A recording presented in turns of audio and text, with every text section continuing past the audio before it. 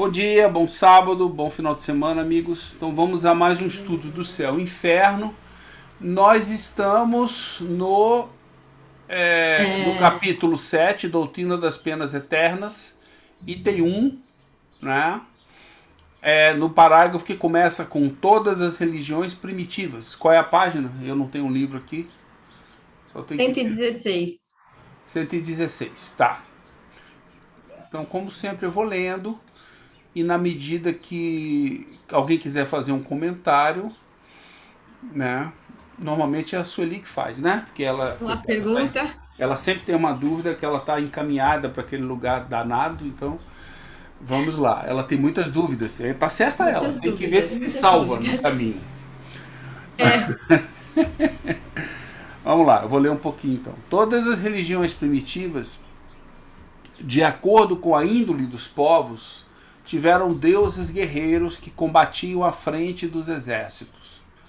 O Jeová dos Hebreus fornecia-lhes 1000 maneiras de exterminar seus inimigos, recompensando-os pela vitória ou punindo-os pela derrota. Conforme a ideia que se fazia de Deus, acreditava-se honrá-lo ou pacificá-lo com o sangue dos animais ou dos homens. Daí os sacrifícios de sangue, que tiveram um papel tão importante em todas as religiões antigas. Os judeus haviam abolido os sacrifícios humanos. Os cristãos, apesar dos ensinamentos do Cristo, por muito tempo acreditaram honrar o Criador, entregando às chamas e às torturas milhares daqueles a quem denominavam hereges, o que representava, sobre outra forma, verdadeiros sacrifícios humanos, uma vez que os promoviam para a maior glória de Deus. E com o acompanhamento de cerimônias religiosas, mesmo hoje, ainda invocam o Deus dos exércitos antes do combate, glorificando após a vitória, frequentemente pelas causas mais injustas e anticristãs. Como o homem é lento em se desfazer de seus preconceitos, de seus hábitos e de suas ideias primitivas. 40 séculos nos separam de Moisés, e nossa geração cristã ainda carrega consigo traços de antigos usos bárbaros, consagrados ou ao menos aprovados pela religião atual. Foi preciso o poder da opinião dos não ortodoxos, dos que são olhados como heréticos, para dar fim às fogueiras e fazer compreender a verdadeira grandeza de Deus. Mas, na falta das fogueiras, as perseguições materiais e morais estão ainda em pleno vigor. Tão arraigada está no homem a ideia de um Deus cruel, alimentado por sentimentos que lhe foram incutidos incessantemente desde a infância. Pode o homem estranhar que o Deus que lhe é apresentado, honrado por atos bárbaros, condene as torturas eternas e veja sem piedade os sofrimentos dos condenados? Sim, fala. é, ah, eu, eu anotei aqui uma questão que eu fiquei pensando. Voltando àquele assunto da dualidade, né? Procurando afastar a questão do bem ou do mal. Do mal. Do mal, exatamente.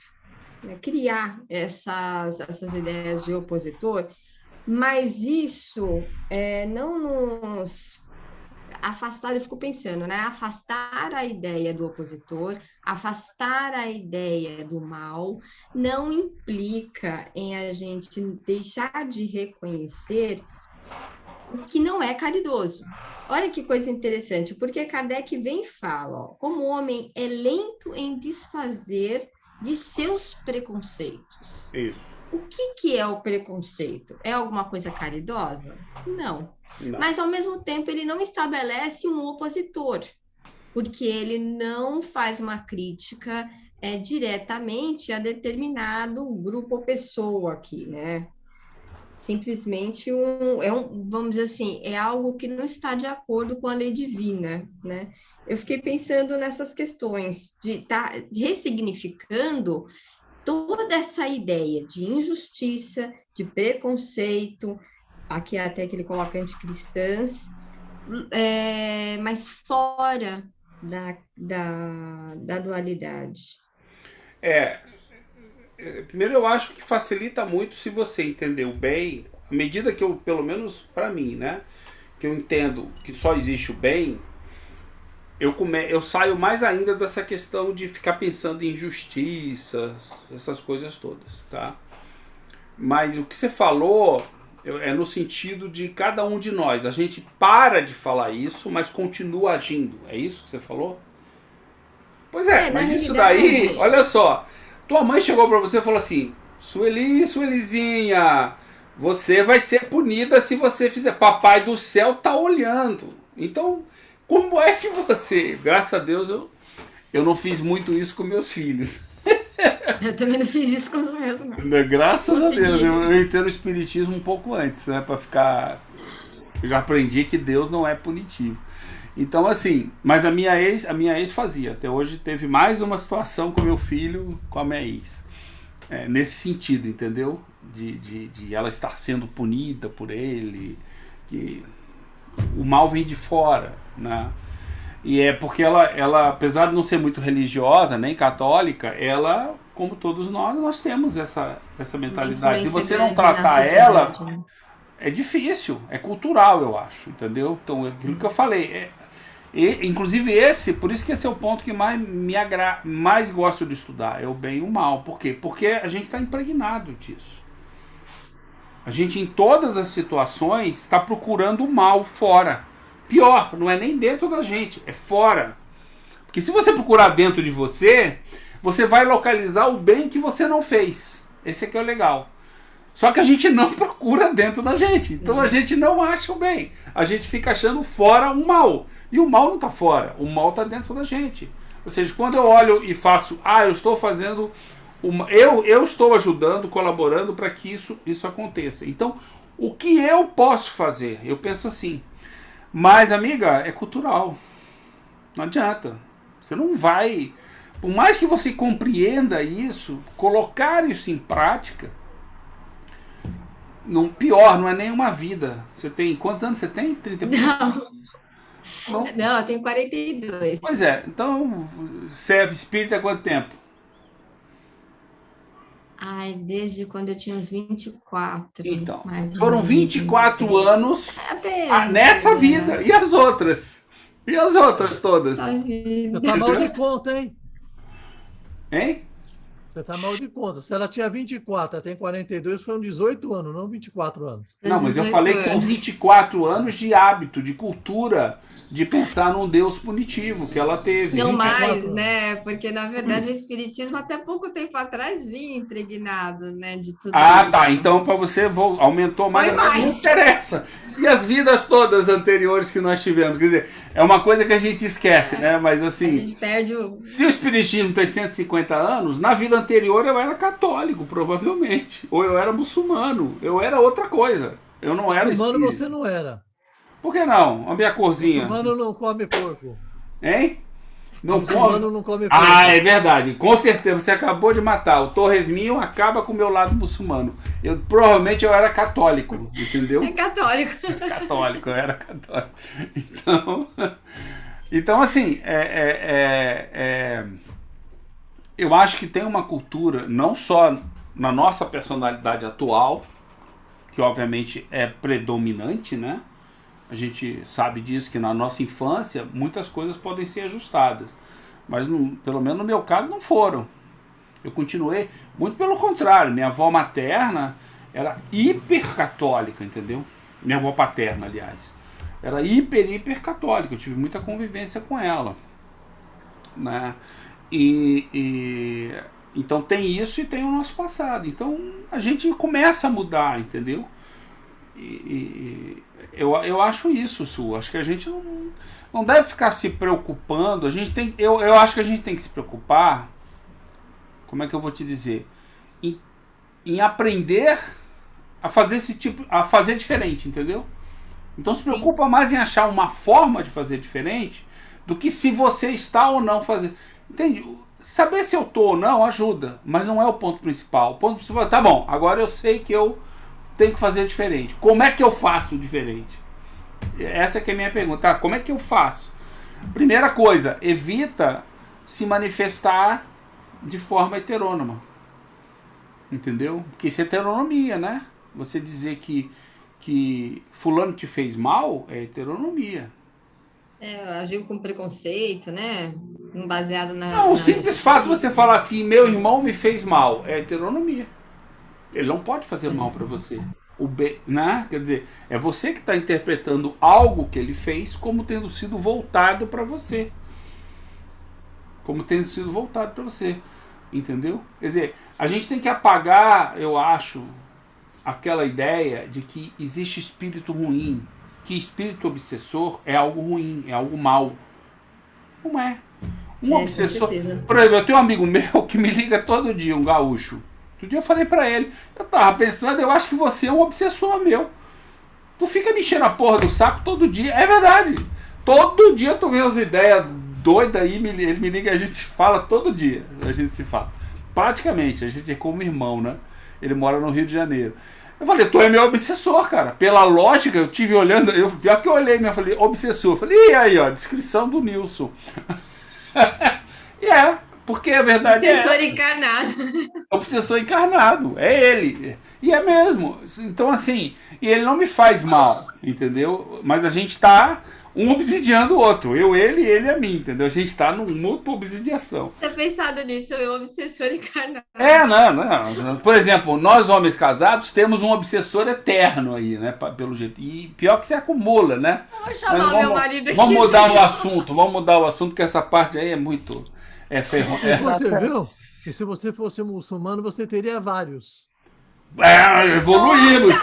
Nesse ponto me prova que o catolicismo é melhor que o muçulmano, entendeu? Porque, imagina, cara, um harém de obsessores. Né? Não, eu já fico preocupado com acumular um obsessor por vida. Pelo amor de Deus, cara. Não. Né? E esse negócio de divorciar, isso aí é coisa do diabo. Porque você divorcia, pega um outro obsessor, entendeu? Aí você vai seguindo de obsessor em obsessor. O meu marido falou o seguinte, que pior do que ser casado é ter uma ex-mulher casada com advogada. Aliás, pior do que ser casado com uma advogada é ter uma ex-mulher advogada. É por isso que ele fica. O cara é sábio. Esse eu quero conhecer ele é sábio. Então, assim... Falando sério, eu acho que a gente tem que se focar no método, na forma de ficar... Eu gosto, né, da gente saber como é que eu faço o bem. Se preocupe em fazer mais o bem, porque na hora que você começa a fazer mais o bem, não no sentido de... vamos chamar assim, no sentido de caridade interessada, né? Que as pessoas falam. Vai fazer o bem. Fazer o bem não é ficar dando coisa por aí. Fazer o bem é você agir no bem. Quando alguém te diz alguma coisa que você tem uma opinião diferente, que você acha que aquela pessoa deveria ouvir a sua opinião para ver se ela aprende alguma coisa de novo, isso é fazer o bem. Você alertar a pessoa. Você não vai fazer com que ela mude de ideia, talvez, mas talvez você plante uma semente que ela vai trabalhar, entendeu? E isso é fazer o bem o tempo todo. Mas não, a gente se cala. Você tá vendo, sabe? É o que eu costumo dizer. Você tá vendo o cara ir em direção ao muro a 150 km por hora. Aí você olha pro lado, não grita, entendeu? Você deixa o cara ir. Você sabe que o cara... Eu já fui assim, tá? Eu falava assim, amigo, esse é o cara que se tiver indo em direção ao muro em alta velocidade, eu puxo a cadeira e sento para assistir o cara se arrebentar. Eu era assim. Eu era desse jeito. Hoje eu não faço mais. Hoje eu grito pro cara, mesmo sendo um cara que eu não gosto, eu falo, não, peraí. Cara, se ele ouve ou não ouve, não é meu problema. É problema dele. E eu tô dando o meu melhor. Eu não sou o dono da verdade. Porque eu não me coloco como dono da verdade. Eu me coloco como, tá aí uma opinião para você pensar. Se você quiser pensar, pensa. Senão, a vida é tua. Isso vale para um cara que é meu inimigo e vale para o meu filho e vale para minha esposa. Você faz o que você quiser. Só tenta entender isso. Ou seja, isso é fazer o bem. Eu acho que isso é fazer o bem, entendeu? Você está com a intenção correta, dando o seu melhor, porque você vive dessa maneira. Ah, mas e quando vem aquele pensamento? Falei, pois é, ele vem. Você começa, pô, se eu não tivesse feito tal coisa, tal pessoa não tenha feito pra mim tal coisa. Opa, mas o que a pessoa fez pra você? Né? E é muito fácil falar tranquilo. Quero ver no calor do momento. Se você consegue parar e se tocar. Eu acho. Aí é que o bicho pega. Aí 2 dias depois você fala, putz, escolhi vários caminhos errados por causa daquela primeira observação lá no início. Eu não sei, eu tento ver isso, entendeu? Então tem situações que eu paro para pensar. Hoje em dia. Antigamente eu não parava. Hoje eu paro, fico pensando. Às vezes demora um pouco. Às vezes eu não tenho oportunidade de dizer na hora. Mas é porque eu realmente não sabia. Eu estava pensando sobre mim e não sobre... Não podia. Na hora que eu estou me ajudando, eu não consigo ajudar o outro, entendeu? Diretamente. Indiretamente, sim. Mas diretamente, não. Isso aí é uma coisa que eu não sei se dá para fazer isso. Talvez vocês mulheres façam, né? Que vocês fazem várias coisas ao mesmo tempo. Homem, não consegue. Ou uma coisa ou outra. Entendeu? Acho que tudo É por aí, né?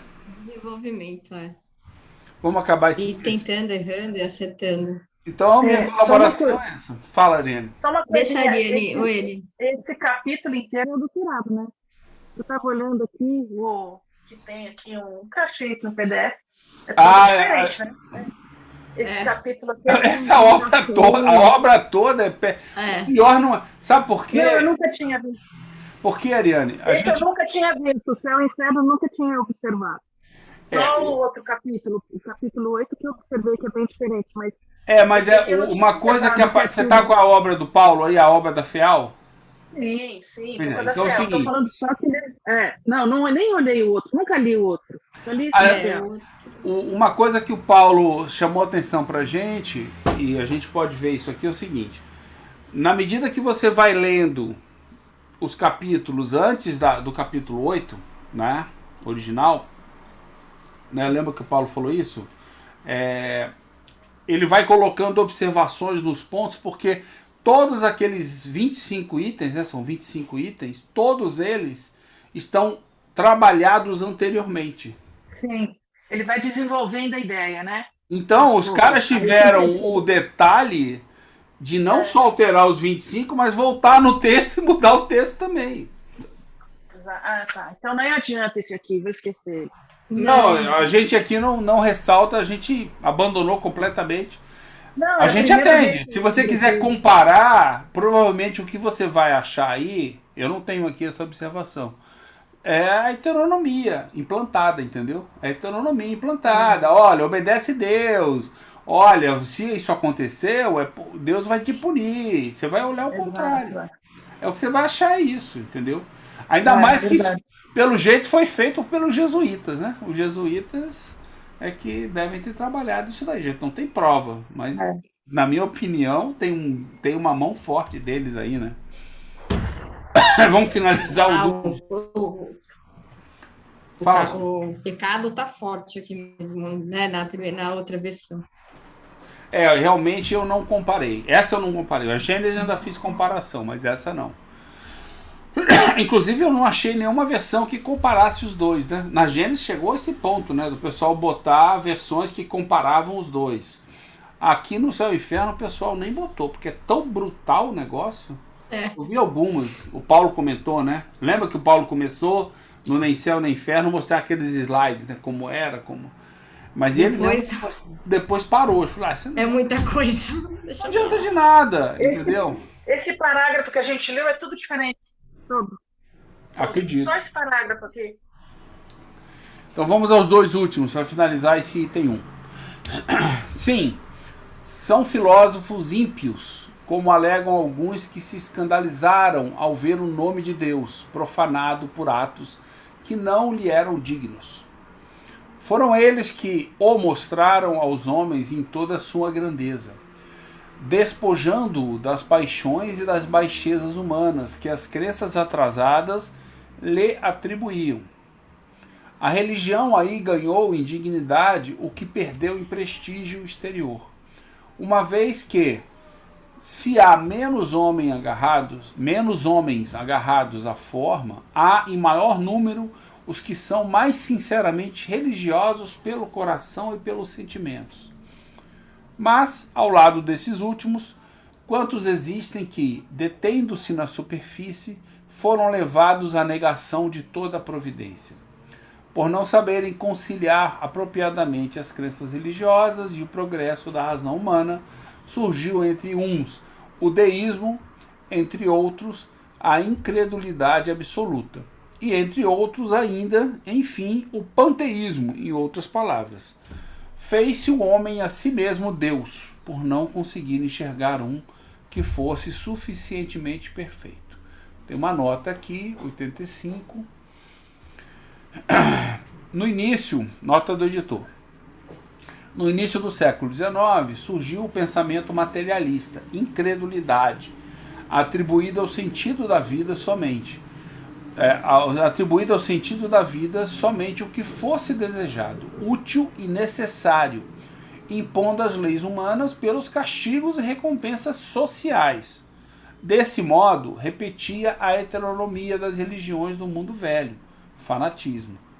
A reação espiritualista, fé racional, representada na França pela psicologia espiritualista e depois pela ciência filosófica do espiritualismo racional, abriu caminho para o conhecimento da lei universal pelo espiritismo, ao esclarecer a religiosidade natural,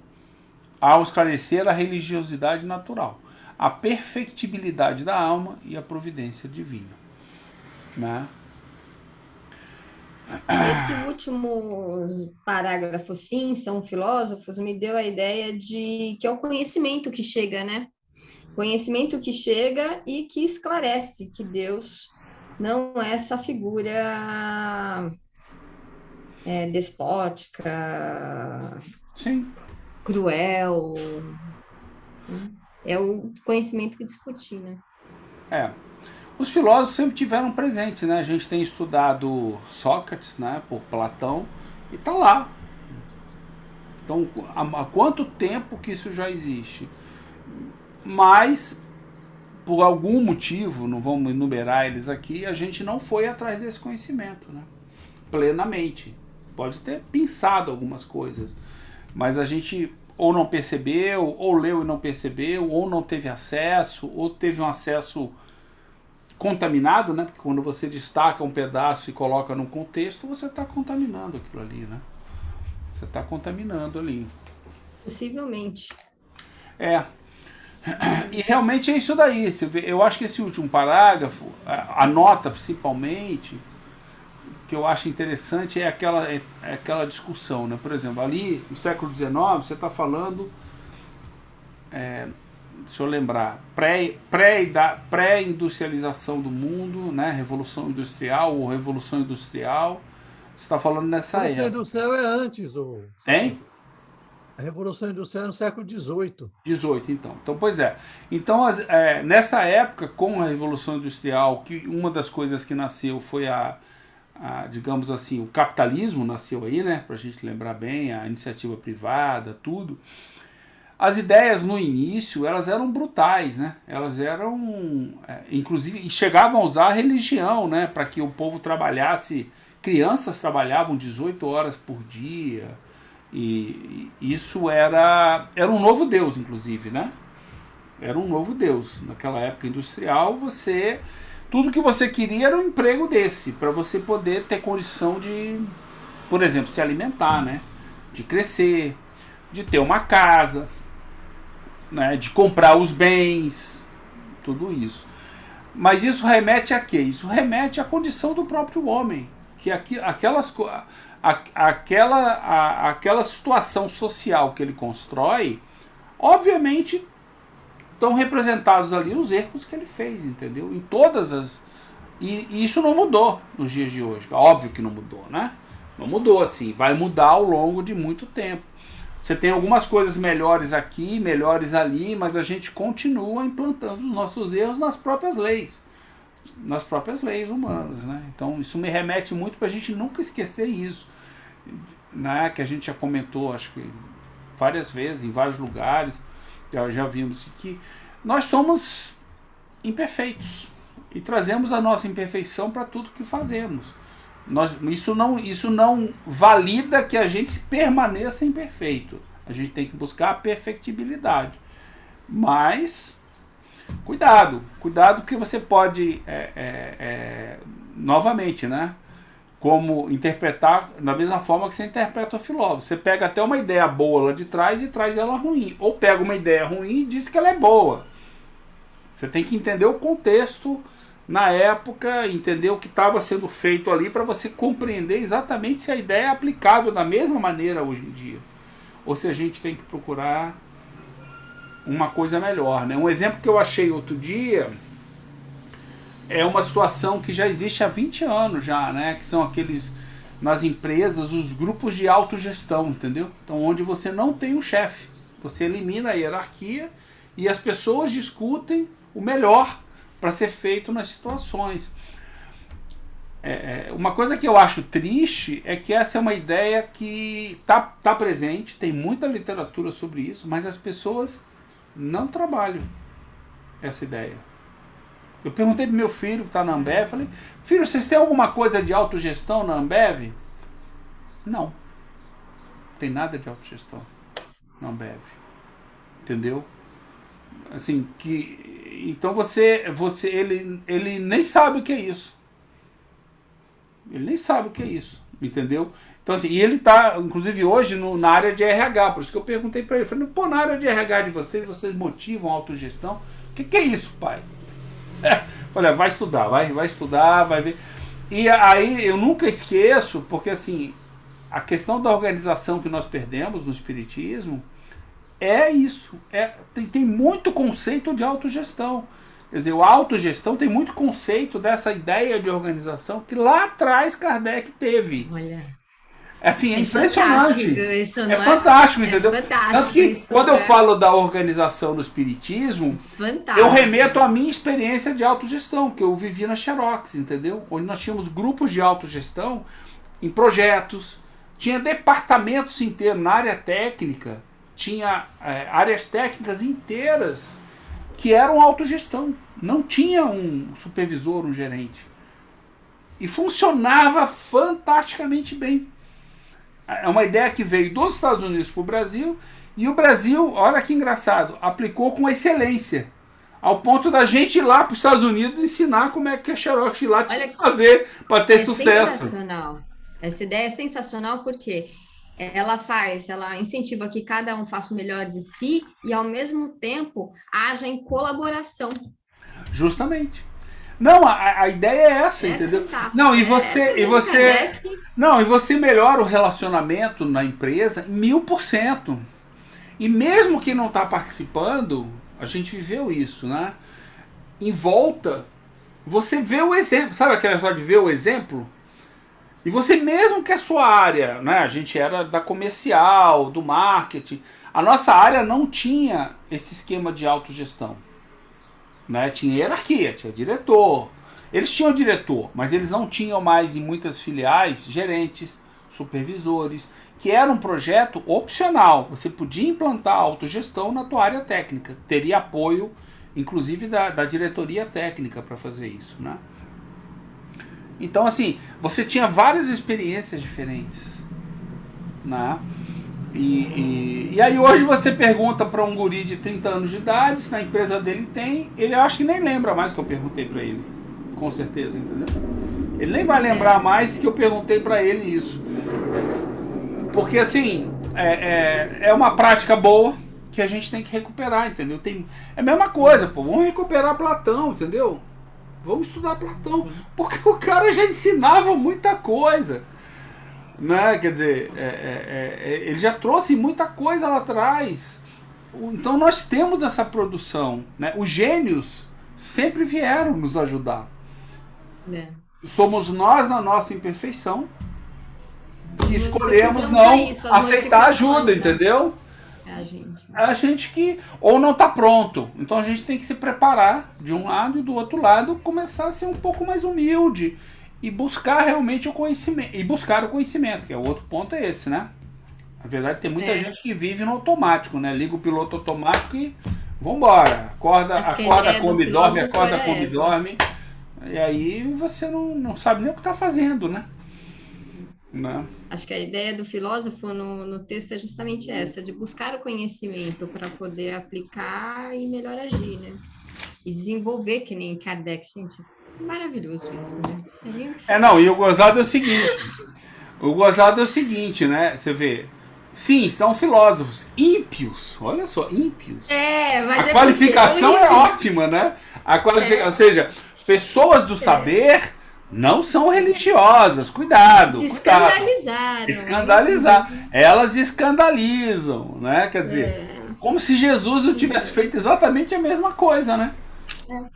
Foi né? Olha Jesus como filósofo, você vê que show de bola que é o ensinamento que ele deixou. Né? Vamos em frente ou mais algum comentário? Então vamos em frente.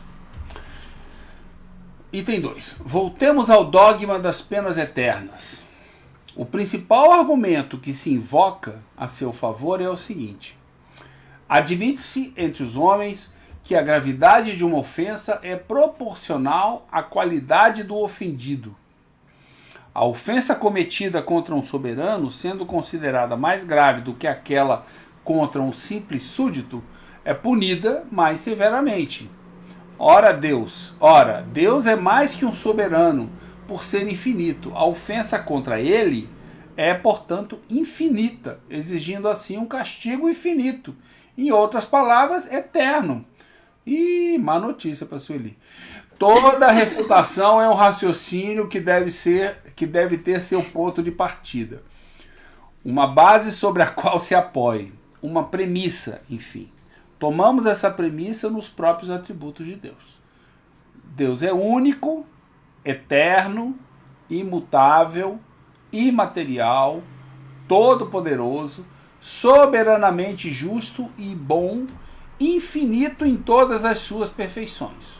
Tem uma nota aqui. Safiro, fala. Essa questão aí sobre, né, que a ofensa cometida, quanto mais valoroso, né, é a pessoa, mais a ofensa é grande. Eu lembrei do seguinte: quando os ingleses estavam na Índia, um determinado rajá entrou em conflito com um britânico, que era responsável pela região, administrador. Era um coronel, alguma coisa assim. Aí ele pegou e roeu um diamante caríssimo. Ele pegou, esmagou aquele diamante caríssimo, pergunte como, e envenenou o britânico com isso. Aí teve o julgamento. Aí a defesa dele no julgamento: olha, ele era uma pessoa muito valiosa. Eu dei o valor que a pessoa tinha. Por isso eu escolhi um diamante tal, que é um dos mais caros que existe no mundo. Para matá-lo. Mas ele fez de acordo com o valor da pessoa. E ele utilizou isso na defesa perante o tribunal britânico. Essa tese. Não, com certeza. Não, mas assim, antes da gente ler aqui, vamos acabar esse debate. Eu fiquei pensando o seguinte: no nosso dia a dia, a gente age assim. A gente age pela autoridade, seja pelo cargo, seja pelo parentesco. Nada contra respeitar pai e mãe, entendeu? Mas você só tem que respeitar pai e mãe? Não. E pai e mãe também não podem errar? Podem. Entendeu? Ou seja, em todas as situações que a gente vive, a gente tem que tomar cuidado, porque muitas vezes a gente age exatamente dessa maneira. Não. Mas só pegar amigo secreto no fim do ano. Ninguém quer pegar o chefe. Amigo secreto é excelente, é bem isso mesmo. Ninguém quer pegar o chefe. Ninguém quer pegar o chefe. Mas é verdade. É exatamente, mas é isso que eu tô falando. A gente age no dia a dia dessa maneira. Aí você passa pelo porteiro e não dá bom dia para ele. Porque ele não merece bom dia na tua cabeça. Entendeu? Entende de onde vem esses atos? Você fala assim, porque você coloca ele... É a mesma coisa. Você botou ele lá embaixo. Você é um ser superior que comprou o apartamento. Ele tem um... Sabe? Serviçal. Como se alguém te serve... Né? Mesma coisa. Ó, Jesus veio só para servir. Então Jesus também tem o serviçal. Tu vai tratar Jesus do mesmo... Não, mas Jesus é diferente. Diferente do quê? Ele se colocou exatamente como a gente. Entendeu? Quer dizer... A gente acaba sendo isso no nosso dia a dia. É aquela questão, novamente. Então são pontos para a gente parar e pensar, aprender, falar, ó, cuidado que a gente está reproduzindo aquilo que já é feito há séculos. Né? Tá aí na Índia, fato real aí que aconteceu. Então a gente já faz isso há séculos. Entendeu? Então você matar um plebeu é uma coisa, você matar o rei é outra. Qual a diferença? Perante as leis de Deus? Nenhuma. Perante a lei dos homens? Aí vai depender do tempo que você for julgado, entendeu? E continua. Né? Se usa o argumento da autoridade, tem razão. O exemplo do amigo invisível é genial. É bem isso mesmo, você vê. Na coisa mais trivial do mundo, a gente usa exatamente a mesma lógica. Ninguém quer dar presente pro chefe. Porque o cara é um cara normal, pô. Deixa o cara receber, dar o presente que você quiser pra ele. É o que vale é o que você quer. E não o que o cara tem que receber. Não, ele tem que receber. Por que ele tem que receber? Boa, essa foi boa. Com certeza. Né? Notas de rodapé.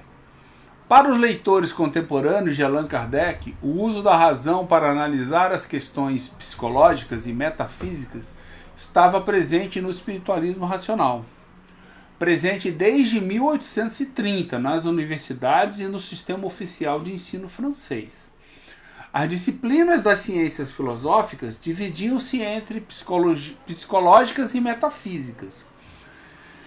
A metafísica especial era dividida em 3 partes: psicologia racional, a relação entre a alma e o corpo; cosmologia racional, natureza da matéria e da vida; e teodiceia, estudo racional de Deus.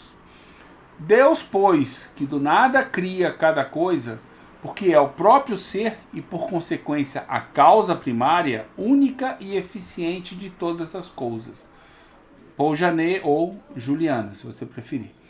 Kardec segue a disposição de temas pertencentes à filosofia do espiritualismo racional, apresentando a existência de Deus, sua natureza e atributos, como nos manuais de tal ciência, mas avança por meio do conceito da evolução do espírito, pelo próprio esforço nas reencarnações, a partir de sua primeira condição como simples ignorante. Espiritualismo racional. Você vê como a gente perdeu, né, esse tempo todo e não pegar essa vertente. Sempre que eu falo de Deus, eu gosto de lembrar um ponto que, na minha opinião, mata com dogma, que é aquela história de Deus é onipresente e onisciente. Tudo sabe, tudo vê. Aí eu fico imaginando um Deus que nem uma aranha, né? Cheia de olho. Brincadeira.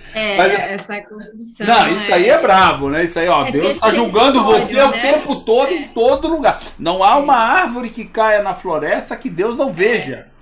E isso não é verdade. Isso não é verdade. Entendeu? Quer dizer, como se Deus criasse a sua lei o tempo todo. E não tá. A lei de Deus, ela é fixa, permanente. Ela tá com a gente. E Deus tá nem aí para você. Você acha que isso é importante? Deus não olha para ninguém. As leis dele é que estão presentes para reger o que a gente faz. E isso foi pelo menos para mim, foi uma grande guinada, entendeu? Quando eu compreendi esse negócio, estudando Deus, falei, porra, Deus não tá nem aí para mim, entendeu? Agora, é aquela história, né? Eu não posso ir contra as leis dele. Não há como você ir contra as leis de Deus.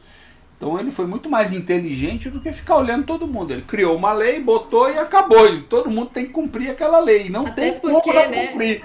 Não dá para discutir com a lei da gravidade, não dá para discutir com o sofrimento, com a imperfeição. Não dá para discutir, amigo. E assim, é muito persecutório, eu acho. Você pensar que ele tá o tempo todo te olhando. Não, e é muito assim, humano, né? É antropomórfico, né? Então tá, então deixa eu anotar aqui na sua ficha. Né? É antropomórfico, quer dizer. Aí, eu acho que é muito egoísmo. A gente pensar muito. Que ele vai estar olhando dominador, egoísta. É dominadora também. Não, e assim, outro dia eu tava falando com alguém, advogado, Sul. Imagina se as leis do homem fossem como as leis de Deus. Nossa, se as leis do homem fossem igual Ou seja, o que é a lei de Deus? É uma lei que todo mundo é obrigado a seguir. Não é que é obrigado, obriga-se a seguir. Porque se não seguir, ele se pune. Né? A gente se pune automaticamente, não precisa de nenhum juiz. A gente é nosso juiz. Então, assim, é interessante, né? Você olhar como a lei dos homens é nesse ponto que ela erra. Eu acho que o progresso vai trazer isso. Também acho, também acredito. Por quê? Porque é aquela coisa de você conhecer o que é bem e falar, eu vou tomar o bem para mim nas minhas ações e... Eu acho que nós vamos nessa direção. Nós estamos indo nessa direção. Só tem um detalhe. A hora que nós chegarmos, não precisa mais dela. Porque é isso aí, nós já estamos vivendo a lei de Deus. Aí não precisa escrever mais lei nenhuma e nós somos espíritos superiores.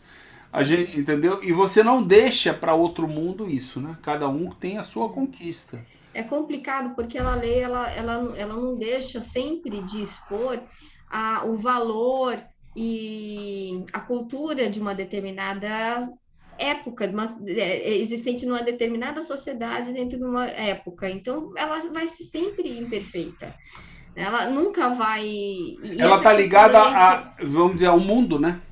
Se for um mundo perfeito, é do mundo. Não precisa de lei, não precisa de tribunal, de lei, de juiz, de nada. Ela é do mundo. Então, é por isso que eu não escolhi ser advogado, porque isso vai acabar. Entendeu?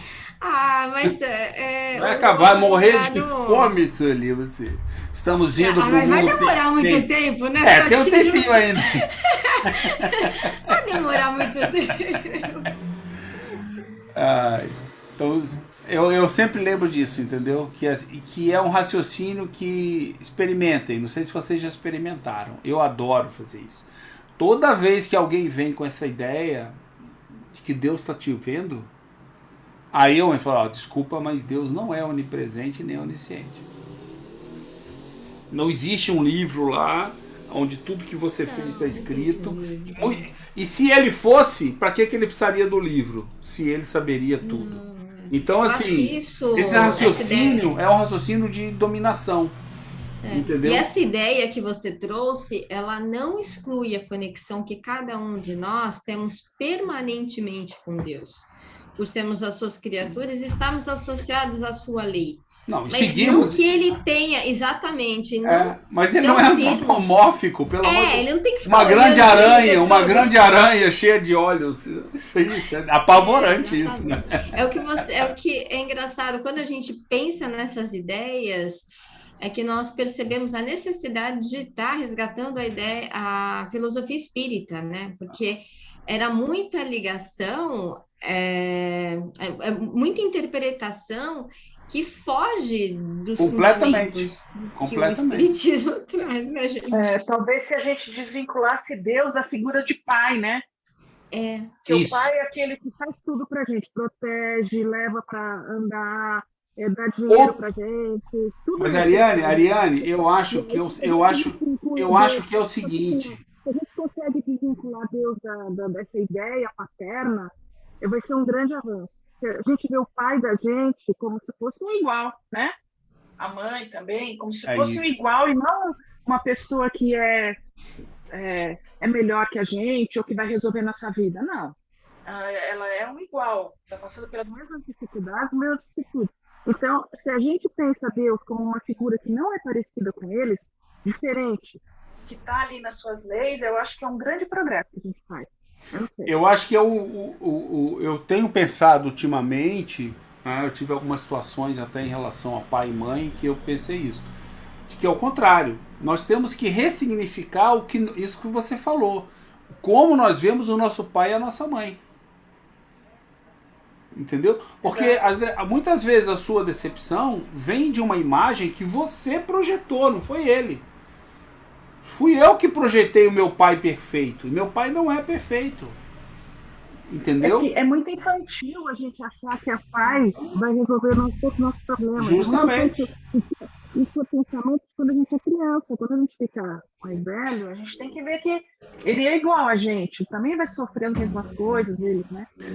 Perfeitamente. Então, a gente desvincular isso com Deus é a mesma coisa. A gente tem que tirar isso da cabeça da gente, que ele é uma pessoa que vai ficar lá o tempo inteiro atrás da gente, falando, ó, você fez aqui certo, você fez aquilo errado, você vai para cá, vai para lá. Não, Deus é outra coisa, né? Eu fico pensando, eu queria ter a Juliana aqui agora, que ela é psicóloga, né? Eu fico pensando assim, será que muitos dos conflitos que muita gente tem não está ligado a essa imagem que ele criou? Porque nós criamos a imagem, vamos nos responsabilizar pelo que a gente faz. Pode ser que os outros tenham empurrado a gente nessa direção, mas fomos nós que escolhemos, depois de adolescentes, já adultos, em continuar aceitando essa ideia. Aí a gente adquire um monte de complexo, de problema na nossa vida, porque você descobriu num certo momento que seu pai e sua mãe não são perfeitos. Porque uma situação esteja na tua vida, aí você fala assim, poxa, mas até onde eu tô, sabe, por que eu tô me sentindo mal nessa situação? Porque eu descobri que minha mãe não é perfeita. Mas ela nunca foi. Eu é que coloquei ela nessa posição. Então eu acho que é o inverso. A gente tem que ressignificar, entendeu? A gente tem que compreender os papéis que são feitos pelos nossos pais em diferentes momentos da nossa vida. Entendeu? Exato. Eu já li alguma coisa sobre isso, dizendo, ó, a partir de uma certa idade, você, pai, tem que ser amigo. Muito mais amigo, entendeu? Nesse sentido, de trocar ideia, de falar, porque aquele ser não vai seguir você, não tem jeito, ele tem as ideias próprias dele, entendeu? O desenvolvimento dele. E a imposição de questões aí na vida deles eu acho muito ruim, porque tira a escolha, tira o ensinamento sobre a escolha, né? Eu acho que é importante que eles errem, para que eles vejam. Isso. Escolher, entendeu? Não, e assim, e olha o exemplo. Meu pai e minha mãe não erram, então eu não posso errar. Como não pode errar? Todo mundo erra. Sabe que às vezes eu falo aqui em casa... Não, como não pode errar? Eu falo assim... É porque nós... Para eles, eu não sou Jesus, gente. E assim... Jesus, o importante é o tratamento que você dá ao erro. Ou seja, quando alguém erra, você vai lá e escorraça o teu filho. Tem muita gente que faz isso. E pode nem ser bater, pode ser verbalmente. Eu falei, poxa, mas ele não tem o direito de errar? Você não tem o direito de errar? Erro, né? Tem. Mas você quer educar o seu filho para não errar. E, inclusive, tem muitos pais que têm esse discurso. Eu conheço alguns. Que tem o discurso de meu filho não erra, não pode errar. Ele não deixa o filho errar e para ele o filho não erra. E lamento dizer, mas tem mãe que é muito pior. Não, é verdade. Eu sinto as mães muito mais arraigadas a esse conceito, entendeu? De, olha, meu filho não erra, meu filho não pode, ele foi o momento, foi... Como não? Entendeu? Quer dizer, é o que eu tô falando, a gente, peraí. Você tá dizendo que teu filho não erra? É impossível isso. Todos nós erramos. Não. Entendeu? E você sabe disso. Se você parar e olhar, falar, mas eu prefiro ver o meu filho como se ele não errasse. Aí quando o filho erra, ai, que decepção, meu filho. Como decepção? E é o que você falou também, Satira, eu acho que começa de como cada um de nós, como pais, agimos em relação aos nossos próprios erros. Então tem uma época que eles já começam a apontar.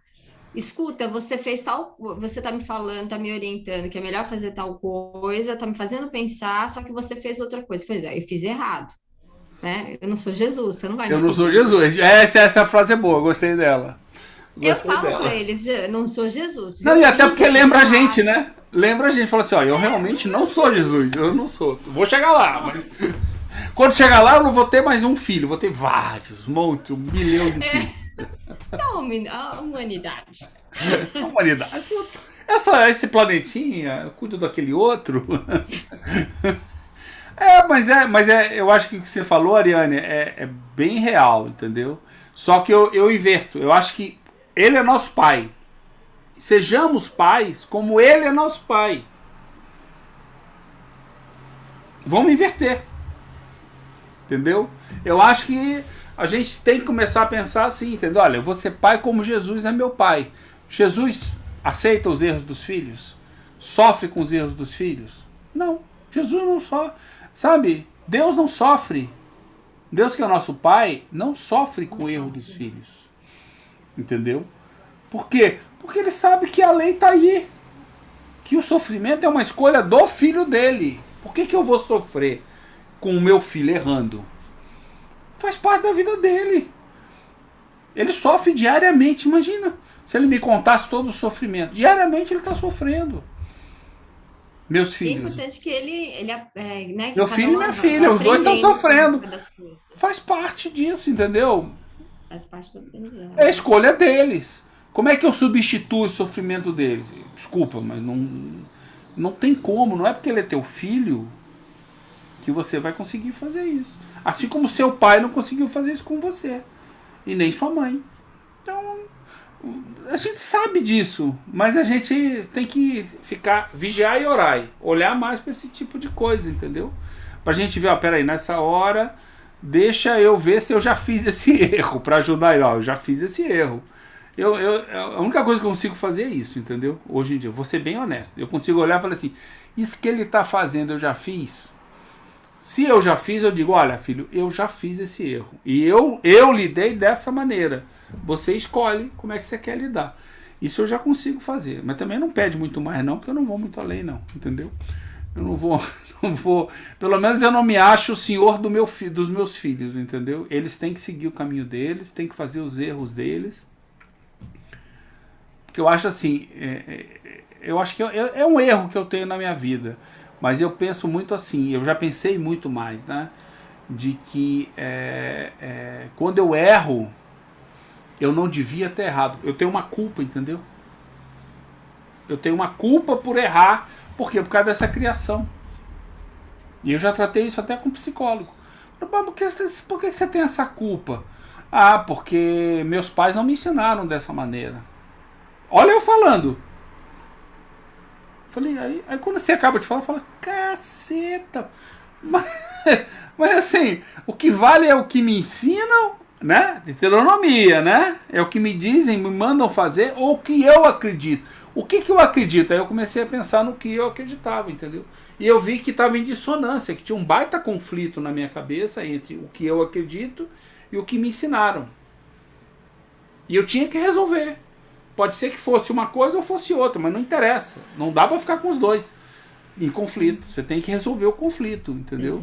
Seguir um caminho. Nem que você escolha o caminho errado. Escolheu o caminho errado, quebrou a cara, se arrebentou no muro. Opa, vou reduzir a velocidade, entendeu? Esse caminho não funcionou. Muito boa colocação, Ariane. Pô, genial. Então vamos ao Pai. É impossível conceber Deus de outro modo, senão com o infinito das perfeições, sem o que não seria Deus, uma vez que seria possível imaginar um ser possuidor daquilo que a ele faltasse. Para que ele seja o único acima de todos os seres, é preciso que nenhum ser possa ultrapassá-lo, nem o igualar, em coisa alguma. Portanto, é necessário que ele seja que seja ele infinito em tudo. Os atributos de Deus, sendo infinitos, não estão sujeitos a aumentos ou diminuição, sem o que não seriam infinitos. E Deus não seria perfeito, tampouco se fosse subtraída a menor fração de um dos seus atributos. Não mais haveria Deus, porquanto deveria existir um ser mais perfeito. Esse raciocínio é muito bom. O infinito de uma qualidade exclui a possibilidade da existência de uma qualidade contrária, que a diminuiria ou anularia. Um ser infinitamente bom não pode ter a menor parcela de maldade, nem o ser infinitamente mal a menor parcela de bondade. Da mesma forma que um objeto não pode ser de um preto absoluto com a mais leve nuance de branco, nem de um branco absoluto com a menor marca de preto. A questão do bem e do mal novamente aí. Por isso que só existe o bem, né? Um ser bom só cria o bem. Um ser do bem só cria o bem.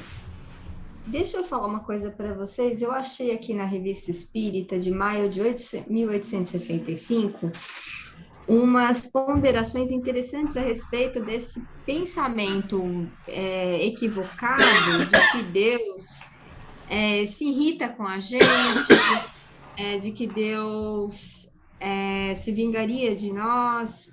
Vale a pena ler? Eu gostaria de. O que vocês acham? Posso ler? Eu topo. Os outros não falaram nada, ó. Topou, já ganhou. A Ariane tá muda. A Rosângela não tá aí, o Conde não pode manifestar-se. Então. Tá mudo, Conde? Ariane, você não tá falando. Acho que ela tá muito gripada, que ela passou aqui atrás agora. Coitada. Então vamos lá. Lê umas ponderações pra gente aí, acho que vale a pena. Deus está na Revista Espírita de maio de 1865, Deus não se vinga. Se hoje a sociedade se sente grande demais diante de um culpado para se deixar ir à cólera e dele vingar-se, como quereis que Deus, participando de vossas fraquezas, se tome de um sentimento irracível e vira por vingança um pecador chamado ao arrependimento? Crer na cólera de Deus é um orgulho da humanidade, que imagina ter um grande peso na balança divina. Se a planta do vosso jardim vem mal, se desvia, ireis encolarizar-vos e vos vingar dela? Não, endireitá-la-eis, se puderdes. Dar-lhe-eis um apoio, forçareis por entraves as suas más tendências. Se necessário, a transplantareis, mas não vos vingareis. Assim faz Deus. Deus vinga-se, que blasfêmia, que diminuição da grandeza divina, que ignorância da distância infinita que separa a criação de sua criatura, que esquecimento de sua bondade e sua justiça. Deus viria numa existência em que não vos resta nenhuma lembrança de vossos erros passados, fazer-os pagar caro pelas faltas que poder ter cometido numa época apagada em vosso ser? Não. Deus não age assim. Não entrava o impulso de uma paixão funesta, corrige o orgulho inato por uma humanidade forçada, endireita o orgulho do passado pela urgência de uma necessidade presente, que leva a desejar uma existência e um sentimento que o homem não conheceu nem experimentou. Como pai, ele corrige, mas também como pai, Deus não se vinga. Guardai-vos dessas ideias preconcebidas de vingança celeste, restos dispersos de um erro antigo. Guardai-vos dessas tendências fatalistas, cuja porta está aberta para as vossas doutrinas novas, e que vos conduziriam diretamente ao quietismo oriental. A parte de liberdade do homem já não é mais bastante grande para apequená-lo, ainda mais por crenças errôneas. Eu achei interessante essa... Qual é mesmo o artigo? Eu quero anotar aqui. 1800 É 1865, de maio. Deus não se vinga. Eu gostei muito daquele trecho do exemplo da planta, né? Você vai jogar a planta. Você vai lá e corta a planta, joga a planta fora. Pô, peraí. Porque ela tá torta. Porque ela tá torta? Mas é isso mesmo. Eu achei perfeito. Falei, pô, realmente, né? Quer dizer, tu vai jogar o jardim todo fora, né? Vai jogar tudo fora. Interessante. Gostei bastante. Né? Anotei aqui, até no trecho que eu tinha marcado, eu anotei essa parte. Deus não se vinga. Deus não se vinga. Ocultar o caderno. Então vamos lá. Estabelecido esse ponto de partida a esses argumentos, oporemos os argumentos a seguir.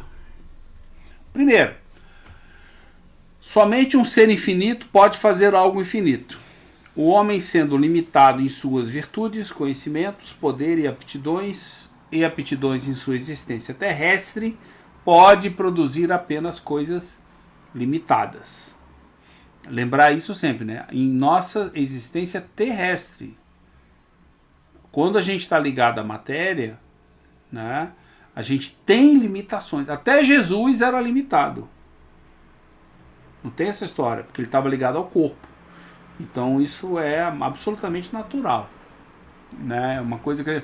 Agora, quando é em espírito, que nós somos todo, né? Nós somos mais uma personalidade, somos todo, aí a gente pode demonstrar tudo que a gente sabe, tudo que a gente aprendeu. Então a gente só vai chegar lá via espírito.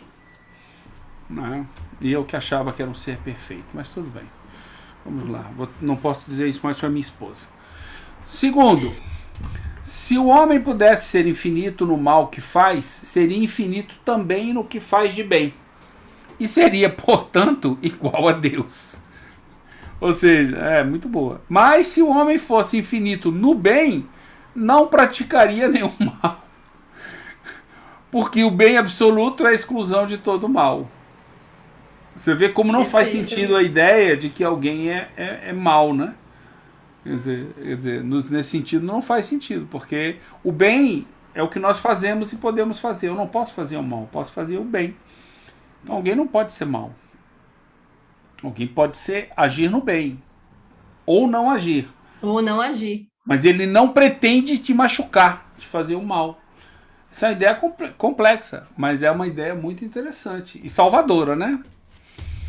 Se a pessoa tem intenção de fazer o mal, na verdade ela está fazendo para si própria. Isso, e assim vai, porque na verdade existe essa questão. Só que o que ela não está percebendo, que na verdade ela está cultivando imperfeição, né? E o que o outro justamente.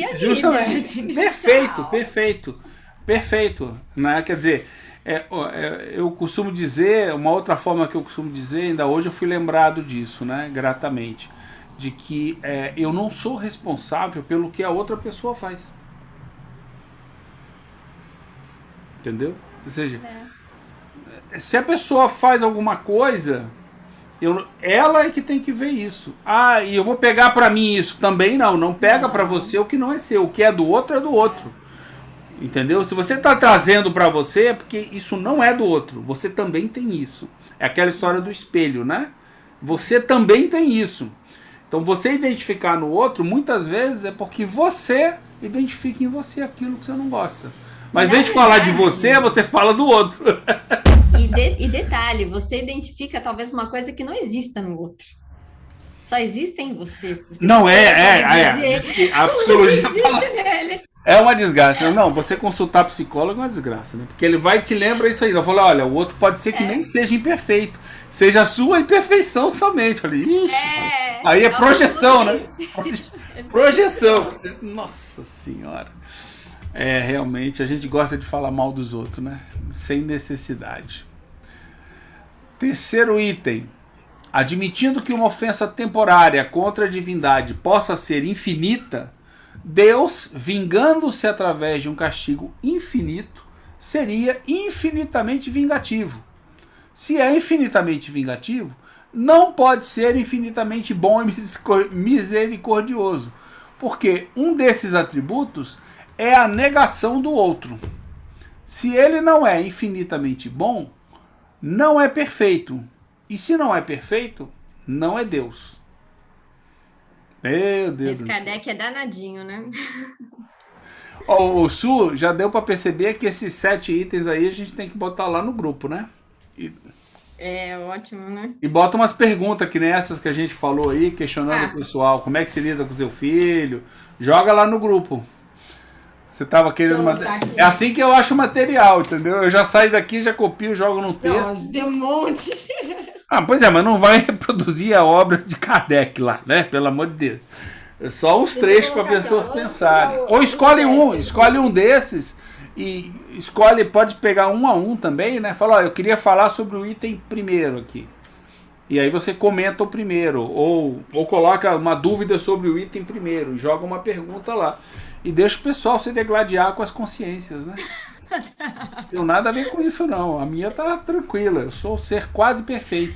Você joga lá e todo mundo finge que não viu. Ó. Eu sou um ser perfectível, não sou? Eu não sou um ser perfectível. Eu sou um ser perfectível. Então, estou acima de vocês. Eu sou um ser perfectível. Não, pra mim, ninguém falou comigo. Não, legal. Vamos lá. Quarto. Se Deus é implacável com o culpado arrependido, não é misericordioso. Se não é misericordioso, não é infinitamente bom. Por que Deus estipularia para o homem a lei do perdão, se ele próprio não devesse perdoar? Veja. Nossa Senhora. Kardec é realmente, não vou nem falar o palavrão aqui, dificulta a vida, né? Daí resultaria que o homem que perdoa os seus inimigos retribui-lhes o mal com o bem. Seria melhor do que Deus que, surdo ao arrependimento daquele que o ofendeu, recusa-lhe por toda a eternidade, né? O mais escasso alívio. Ou seja, Deus é péssimo nossa, nessa ideia. Eu sou melhor que Deus. Aí, não, é mais. Acho que é aí que reside o orgulho humano. Isso que eu ia falar. A prepotência, o orgulho, perfeito. O orgulho nasce desse tipo de pensamento. De que eu posso como Deus. É o mínimo. Daí gente o cara fala, eu posso além de Deus. Bom, afinal de contas, eu sou rei, né? Eu sou sei lá o quê, eu sou o dono da empresa, né? Eu sou qualquer coisa acima de alguém, né? É interessante, né? Ou que a gente também é abaixo de alguém também. Não pode pensar assim. Mas assim, o cara é seu chefe e ele tem toda a responsabilidade e você não tem responsabilidade nenhuma. Então, é o outro lado. Aí você se conforma e fica naquela posição sem se modificar. Porque é uma posição de acomodação, né? Dos dois lados. Exato.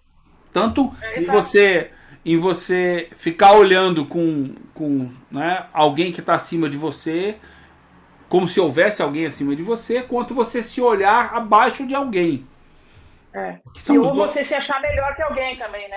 Ou pior. Ou melhor ou pior. Exatamente. Entendeu? Não faz sentido. Que é aqui, volta naquele ponto que a gente falou do pai e da mãe da gente. Os nossos pais e nossas mães não são melhores que nós, são iguais. São como nós. Tanto que a gente é lembrado no Espiritismo que a nossa família não é a sanguínea, a material. A nossa família é a família espiritual. Exatamente. Né? E ela só cresce, ela nunca diminui, ela só cresce. Então, vamos ao sexto. Deus que está por toda parte e tudo vê. Opa, esse é o meu, então. Pode também ver as torturas dos condenados. Se mantém por toda a eternidade insensível aos gemidos desses últimos, ele é eternamente impiedoso. Sem piedade não é infinitamente bom. Ó, que sacanagem. Se ele tudo vê, ele vê o sofrimento também, o tempo todo. Daqueles que ele condenou. Se ele vem para condenar, ele condena e fica vendo pela eternidade aquele ali. Imagina ver a Sueli sofrer pela eternidade. Deve ser horroroso isso. Ainda bem que eu não sou Deus. Ainda bem que eu não sou Deus. Tô longe. O meu lugarzinho já tá lá, né? Já tá lá. Pois é, eu gostei dessa sexta, viu? Acho que eu vou... Essa sexta é interessante. Sétimo. A esse último argumento responde-se que o pecador que se arrepende antes de morrer recebe a misericórdia divina. De forma que o maior culpado pode encontrar benevolência diante de Deus. Ou seja, é o mero arrependimento. Antes de morrer. Agora, o ponto é como você interpreta esse arrependimento, né? Porque aqui a interpretação da religião é uma interpretação de manifestação externa. Sim. Entendeu? Você tem que dizer para os outros ouvirem. Porque os outros estão julgando você, lembra? Né? Os outros estão julgando você, justamente. Os outros são intermediários e julgam você. E isso não tem nada a ver com o seu arrependimento interno. Então eu posso falar da boca para fora, mas não interessa como eu me sinto dentro de mim. Eu posso continuar agindo dessa maneira, mas não interessa. Ó, me perdoa aí que eu nunca mais vou fazer. Não é? E você vê como tem muita gente que acredita nisso. Ah, ele não veio pedir perdão para mim. Ou seja, ele não manifesta. Tá vendo? Ele não veio pedir perdão para mim. Falei, pô, mas o perdão não é uma coisa que você cobra que o outro venha te dar. É você que dá o perdão. Senão não faz sentido, entendeu? Aquela interpretação da semana passada que você trouxe, não lembro. Da compreensão, né? Não o perdão como algo que você isso dá. Perfeito. Mas o da compreensão acha que é o que... Porque é o que a gente tinha falado, não adianta eu achar que vou dar um perdão, né? Se eu estou dizendo, tentando fugir da dualidade, do bem e do mal, então, né? Quem sou eu para falar para alguém, eu te perdoo? Não tem sentido. Agora eu posso dizer, não, eu compreendi, entendeu? Eu tenho trabalhado essa daí, ou seja, o perdão que eu devo praticar, eu acredito nisso. O que é compreensão. Então, quando eu aplico a compreensão a alguma coisa que alguma pessoa fez a mim, primeiro que a ideia do perdão some, né? Foi o que eu tinha dito. É falta de conhecimento. É falta de conhecimento, entendeu? Se a gente fala que não existe o mal e que, assim, nós estamos num patamar evolutivo que a gente ainda está aprendendo. Então, essa coisa de eu falar que eu vou perdoar para ser perdoada e quero o perdão, perde o sentido. Desculpa aí. A gente tem que ter compreensão. Eu não acabei o item 7. Continua. O item 7 continua. A esse último argumento, responde-se que o pecador que se arrepende antes de morrer recebe a misericórdia divina, de forma que o maior culpado pode encontrar benevolência diante de Deus. Isso não é posto em dúvida. E concebe-se que Deus só perdoe o arrependido, mantendo-se inflexível com os irredutíveis. Mas, se ele é todo misericordioso para com a alma que se arrepende antes de haver deixado seu corpo, por que deixaria de sê-lo com aquele que se arrepende após a morte? Porque o arrependimento só teria eficácia durante a vida, que é apenas um instante, e não durante a eternidade, que é infinita. Se a bondade e a misericórdia de Deus estão circunscritas a um tempo limitado, não são infinitas, e Deus não seria infinitamente bom. Trouxe uma ideia mais completa aqui, tá vendo? Ou seja, eu acho que me remete àquela ideia de que, assim, como a gente, olha só, vê se vocês reconhecem isso, esse pensamento. Eu acho que eu vivi muito isso. Quando eu quero que alguém me perdoe, essa pessoa, para pedir perdão, para que eu peça perdão, vamos lá, eu quero, quando eu vou perdoar alguém, eu espero que a pessoa demonstre que ela sofreu pelaquilo que ela fez por mim, para que eu possa perdoá-la. Faz sentido esse pensamento, muitas vezes, que a gente tem? No sentido assim, eu espero que o que ele fez de errado comigo, ele tenha sofrido algo igual. E hoje ele reconhece. Né? Isso é heterônomo. A pessoa não tem que sofrer. Pois é, então vamos fazer Essa ideia é muito ruim, que é o que a gente tem tentado e discutido no judiciário, é isso. O cara que faz o mal, ele não tem que sofrer, ele não tem que ser recolhido numa penitenciária para pagar a pena, para passar ou igual ou pior o que ele fez. Ele tem que ser recuperado. E a sociedade não entende que ele deve ser objeto do bem, de bem e não de mal. Que essa ideia que eu acho que é a ideia que está incutida na vingança. Se eu espero que você, se eu acho que você me fez um mal, eu acho que você tem que sofrer para pagar para mim, isso é vingança. É a ideia da punição. Tem outra história. É a ideia da punição. Meramente. Uma vingança que não sou eu que estou te impondo, meramente a ideia da punição. É meramente a ideia da punição. Ou seja, não existe, né, nesse extremo nada ligado ao perdão, só punição. Só punição. Não, e punição eterna, né? Que enquanto ele estiver ali por aqueles anos, eternamente. É Foucault, né? Vigiar e punir. Foucault Mas na é porque muitas vezes a gente. Vocês estão me ouvindo?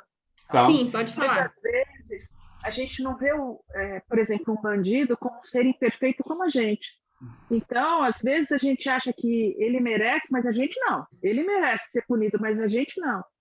Claro que ele cometeu um crime que para nós é uma coisa muito grave, mas ao mesmo tempo ele é um ser humano como a gente. Como é que ele chegou lá? Cada vida é um jeito.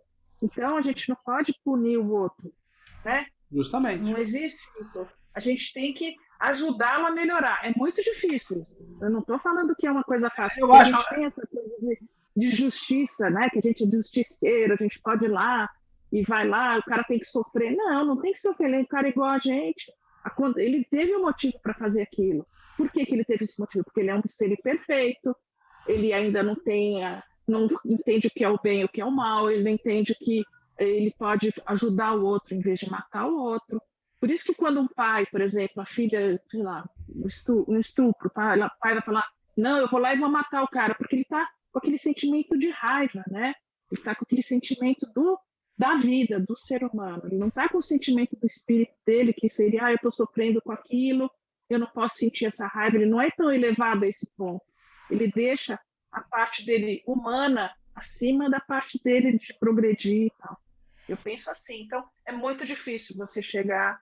É muito difícil ter numa situação assim extrema, né? Como de um filho, acontece alguma coisa com seu filho, com alguém que você gosta, você não ter essa atitude, né? Porque você precisa controlar muito essa emoção para isso. Eu acho que existem os extremos, mas eu concordo com a Sueli de que a gente não está tentando o suficiente, entendeu? Eu acho que, por exemplo, eu sou muito a favor... Esse sistema que nós temos hoje tem que ser mudado, entendeu? Você tem que estar a condição da pessoa poder trabalhar, evoluir, estudar dentro daquele ambiente que ela está, entendeu? Por algum tempo que seja alijado da sociedade, para você dar uma chance dela melhorar. Eu acho que não colocar separado da sociedade, talvez você tenha algumas das leis de punição que sejam injustas. Você não precisava tirar a pessoa do convívio da sociedade. Mas existem várias situações onde a gente sabe que são justas. Vamos tirar a pessoa. Mas é só pegar a pessoa, tirar e trancar num quartinho escuro e deixar lá o resto da vida? Não é. Ficar enfiando comida? Não é. Botar numa solidão. Então, peraí, vamos fazer direito, vamos fazer da melhor maneira no bem. A gente pode. Vamos dar condições dignas. Vamos.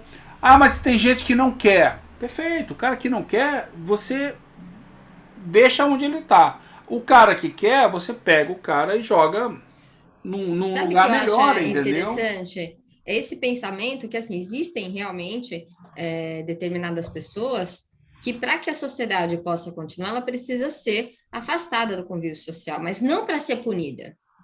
E essa questão de oferecimento de oportunidade é o que nos cabe quanto sociedade. Ah, mas aquele não quer. É o que a gente fala do dever do bem. É isso. Gente, a gente tem que fazer o dever do bem sem saber se vai vir recompensa, desinteressadamente, se o outro vai aprender ou não. Isso é uma coisa que cabe a cada um a decisão.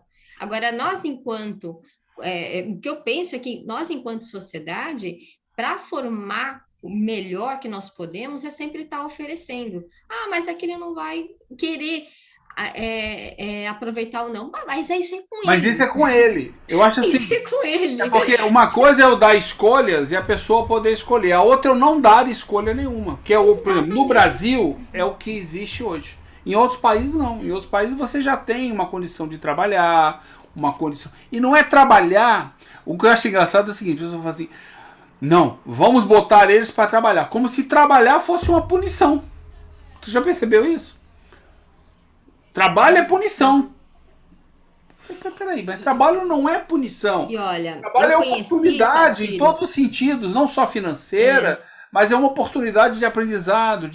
Você não consegue trabalhar se você não tiver um bom relacionamento com quem você trabalha. Então você se desenvolve como ser humano quando você trabalha, entendeu? Com regras justas. Eu conheci pessoas que cumpriram pena. e que dentro das casas de recolhimento na penitenciária tiveram oportunidade de estudo e trabalho, e isso fez assim toda a diferença quando ela saiu para ser reabsorvida na A sociedade. sociedade. Aquele trabalho para ela dignificou interiormente. Ela tem um lugar na sociedade, entendeu? Evolui. Ela tem aonde a ficar. pessoa evoluiu durante aquele período. Ela tem aonde ficar. Não ficou Isso estagnada. É fundamental. Ela não ficou estagnada. Ela evoluiu. Então, assim. Ela tem uma função, entendeu? Uma não, finalidade, ela consegue realizar. A pessoa sai e você não aceita a pessoa, continua punindo ela. Mas peraí. Mas se perante a sociedade ela já pagou o que era dela, a tua crença no ser humano é zero, né? Você não acredita que alguém... recepção. A pessoa não acredita ao convívio social. Desculpa. Engasguei com água. A pessoa, até onde a gente acredita que a gente pode mudar? Porque isso não é só com prisioneiro, né? Alguém comete um erro com você e você condena aquela pessoa, a vida inteira. As pessoas podem mudar, a gente age dessa maneira, entendeu? Ou a gente condena aquela pessoa da mesma maneira a vida inteira. Nunca dando uma oportunidade da pessoa poder, seja lá qual for. Eu não sei, eu tenho uma pessoa assim na minha vida. Mas ainda não estou preparado, mas eu tô no caminho. Tenho pensado muito sobre essa questão, né? E eu acho que as pessoas mudam. Outra coisa, essa daí eu bato de frente. Ah, tá muito velho, não vai mudar nunca. Não muda mais. E eu já vi muita gente de idade mudar. Ou seja, só para citar exemplos, entendeu? Eu vi muitas pessoas de idade mudarem. Então, e aí a idade muda, né? Porque hoje ser velho é 70 anos, mas na época do nosso pai ser velho era 50, né? Imagina você pegar uma pessoa de 50 e dizer que ela nunca vai mudar. É cedo ainda. Não, ele não adianta, ele não muda mais. Como não muda mais? Todo mundo muda, o tempo todo. Como se só criança mudasse. Criança não, criança é lei, tem que mudar. Não, você não pode. Agora, passou de criança, você não muda mais. Adolescente ainda dá pra mudar, mas depois disso aí acabou. Pelo amor de Deus. Por quê, né? É verdade. Explica por quê. Ninguém conseguiu. Por quê? Explica. Mas vamos em frente. Dá pra ler mais um aqui, eu acho. Tem vários aqui. 8. Esse é bom. Deus é soberanamente justo. A soberana justiça não é a justiça mais implacável, nem aquela que deixa todas as faltas impunes, mas aquela que leva em conta, com todo rigor, o bem e o mal, recompensando um e punindo o outro na dose mais equitativa, e não se enganando jamais. Se por conta de uma falta momentânea, que é sempre o resultado da natureza imperfeita do homem, e muitas vezes do meio em que ele se encontra, a alma pode ser punida eternamente, sem esperança de alívio, das penas ou de perdão. Não há nenhuma proporcionalidade entre a falta e a punição, não havendo justiça, portanto. Reconciliar-se o culpado com Deus, arrependendo-se, pedindo para reparar o mal que fez, constitui um retorno ao bem, aos bons sentimentos. Se o castigo é irrevogável, esse retorno ao bem de nada valerá. Se o bem não for levado em conta, não haverá justiça. Entre os homens, o condenado que se corrige vê sua pena atenuada, e por vezes até mesmo perdoada. Haveria, sim, na justiça humana, mais equidade que na justiça divina. É verdade. Se a condenação é irrevogável, o arrependimento é inútil. O culpado, não tendo nada a esperar do seu retorno ao bem, persistirá no mal, de tal forma que Deus não somente o condena a sofrer perpetuamente, condenam ainda a permanecer no mal por toda a eternidade. E isso não constituiria nem justiça nem bondade. Nem bondade. É ótimo esse daqui. A gente projeta em Deus aquilo que a gente faz, né? O psicólogo de Deus diz, olha, meu filho, você está projetando em Deus aquilo que tu faz. Não muda de assunto. Não. Tá projetando. Tá projetando, né? Então, Deus não tem nada a ver com isso. Deus não tem nada a ver com isso. Tira Deus dessa história aí, entendeu? Deus não vai fazer nada por você e não tem culpa de nada que você faz por você. Você que te vira aí, cara. Te vira aí. Né? Acho que a gente pode parar aqui, né? Tem ainda outros itens. Ou vamos acabar os 2 itens finais, tá? Estender um pouquinho. Tem o 9 e o 10. Tá. Topam? Vamos acabar? Pode ser. Pode ser, Conde. Oi, Conde, você tá quietinho. Pode aí, acabar. Não, ele não responde, é a Rosângela, lembra? A Rosângela não tá aí. A gente, ela mandou ele seguir o que a gente quisesse. Vai lá e faz. Fala pra ela sumir, não. Só vou dizer uma coisa, você lendo esses 8 itens aqui, você acaba com qualquer palestra do Haroldo. O pior que é verdade, acaba com, não só do Haroldo, tá? Não só do Haroldo, mas de muita gente, de muito palestrante famoso aí, você destrói os caras. Se pegar esses itens, colar na parede, quando o cara tocar no assunto, você lê, você para de ver muitos deles. Porque essa daí é a heteronomia que a gente vive, muito bem lembrado. É a heteronomia que a gente vive, vamos ser bem diretos, no movimento espírita brasileiro. Entendeu? Difundido e vendendo livros. Continua vendendo muito livro, entendeu? Então, assim, nada contra quem quiser que viva na heteronomia. Eu tô por Kardec. Vou seguir em frente com Kardec. Então vamos lá. 9. Sendo infinito em todas as coisas, Deus deve tudo conhecer, o passado e o futuro. Deve saber no momento da criação de uma alma se ela fracassará muito gravemente a ponto de ser condenada por toda a eternidade. Se não sabe, seu saber não é infinito. E então não é Deus. Se o sabe, terá criado voluntariamente um ser destinado, desde a sua formação, à tortura sem fim. E então ele não é bom. Não. Pô, isso aí é o ditador. Esse raciocínio é perfeito. Esse raciocínio é muito bom. Se Deus, tocado pelo arrependimento de um condenado, pode sobre este estender a sua misericórdia, retirando-o do inferno, não existirão apenas penas eternas, não existirão penas eternas, e o julgamento, emitido pelos homens, estará revogado. Todo sentido do mundo. Esse é muito bom, né? Também, todos esse a partir do 8 aqui tá muito bom. 10. Vamos acabar o 10º. Portanto, a doutrina das penas eternas absolutas conduz forçosamente à negação ou ao enfraquecimento de alguns atributos de Deus.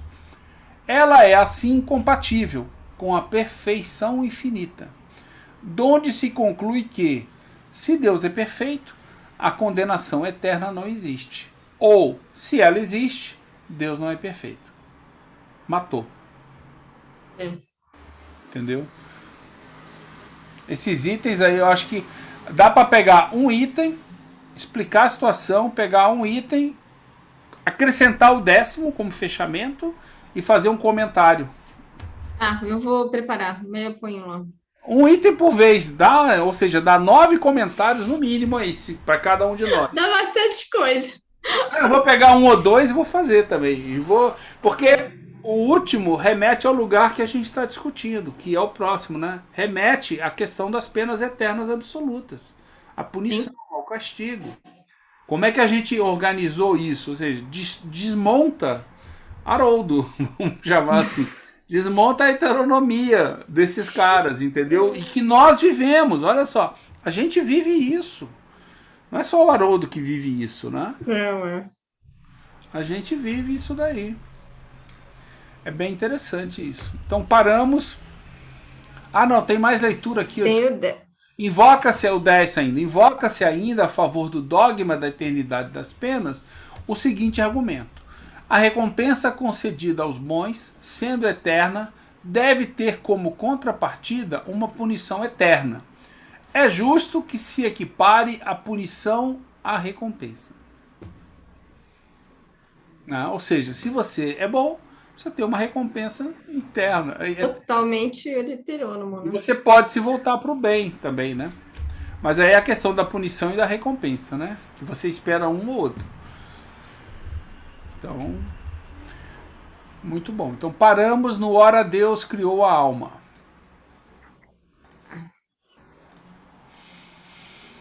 E eu vou fazer um.